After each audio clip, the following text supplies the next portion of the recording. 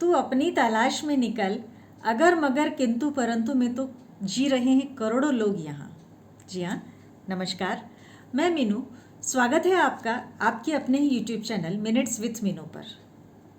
ये ज़िंदगी है, इसमें लड़ना भी पड़ेगा, संभलना भी पड़ेगा। ये जीवन है यारों, इसे जीना ही पड़ेगा। जी हाँ सर, भाग के जाइएगा कहाँ, ये तो बताइए। लाइफ में वो अलग बात है कि अनसर्टेनिटीज़ लाइफ में हर बार हमारा पीछा कर रही होती हैं। ज़िंदगी के हर मुकाम पर, जन्म के समय पर, स्टडीज़ के समय पर, करियर के समय पर, प्यार के समय पर, शादी के समय पर, ऑलवेज हम लोग 50-50 हो सकते हैं, दोराहे पर हो सकते हैं, नॉट श्योर पर हो सकते हैं। लेकिन बात इतनी सी है कि बहुत सारे लोग उस दोराहे पर अपने आप को मोटिवेट रखते हैं और ज़िंदगी में एक नए हौसले के साथ में लड़ते हैं। लेकिन वहीं कुछ लोग ऐसे भी होते हैं जो कि वहीं पे डीमोटिवेट हो जाते हैं और ज़िंदगी को सिर्फ धकेलते हैं। जी नहीं सर, ज़िंदगी में कठिनाइयाँ, परेशानियाँ सभी को आती हैं। अपना हौसला मत खोइए, अपनी हिम्मत को ख़त्म मत कीजिए, अपना जज्बा कायम रखिए। एक छोटी सी कहानी मैं बताती हूँ इस पर कि एक बार दो पड़ोसी राज्य थे। एक छोटा राज्य था और एक बड़ा राज्य था। तो छोटे वाला राजा जो था वो अपने मंत्रियों के साथ में जब मैं बैठा हुआ था तो उसके गुप्तचर ने सूचना दी कि आज बड़े वाले राजा के यहाँ पे से संदेश पता चला है कि वो लोग हमारे ऊपर अटैक करने वाले हैं और 3 दिन बाद में वो हम पे अटैक करेंगे। तो राजा घबरा गया। उसने कहा एक तो समय अवधि बहुत कम है 3 दिन की, दूसरी हमारा राज्य भी छोटा, मेरी सेना भी छोटी, तो पराजय निश्चित दिखाई दे रही है।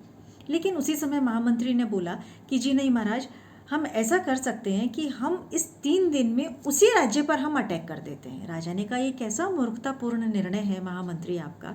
तो महामंत्री ने बोला कि नहीं महाराज, इसमें 2 बातें हो सकती हैं। एक तो ये कि वीरगति तो हमें प्राप्त होनी है, चाहे यहाँ लड़ें चाहे वहाँ लड़ें, लेकिन हाँ वहाँ एक संभावना ज़रूर बनती है कि वो हमारे अटैक के लिए वो राजा तैयार नहीं है, हमारे आक्रमण के लिए तैयार नहीं है।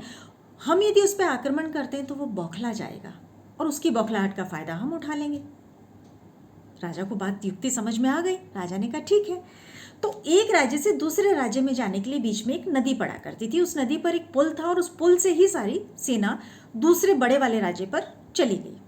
जब बड़े वाले राज्य पे सारी सेना अंदर आ गई तो उस छोटे वाले राज्य का जो महामंत्री था जिसने अटैक करने के लिए गया था, उसने उस वाले पुल को नष्ट कर दिया, तोड़ दिया, जला दिया और अपनी सेना में ये संदेश भिजवा दिया कि तो पुल जो है वो टूट चुका है, वापसी के सारे रास्ते बंद।